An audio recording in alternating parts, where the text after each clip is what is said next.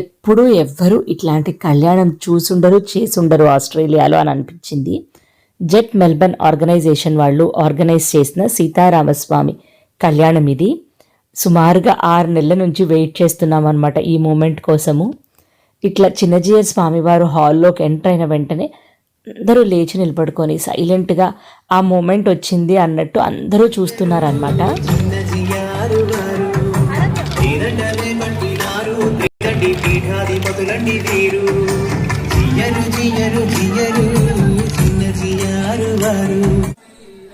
Traditional కోలాటం చేస్తూ స్వామివారికి అలాగే రామ్ పరివారానికి స్వాగతం పలికాము. దాని తర్వాత చిన్నజీయర్ స్వామివారు మహారాజా పోషకులందరికీ రామపరివారం విగ్రహాలను ఇచ్చి పూజ జరిపించారనమాట. అందరూ కళ్యాణంలో పార్టిసిపేట్ చేశారు.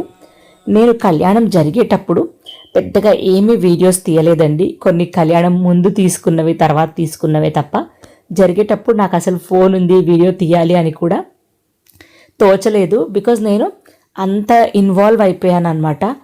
అంటే అక్కడ గురువుగారు కూర్చొని మనకు ప్రాసెస్ అంతా ఎందుకు చేస్తారు అవన్నీ ఎక్స్ప్లెయిన్ చేస్తూ ఉంటే అసలు ఇంక ఏమీ తెలియలేదు పక్క ప్రపంచం నాకు. మహనీయ గుణాత్మనే చక్రవర్తి తనూజాయ సార్వభౌమాయ మంగళం.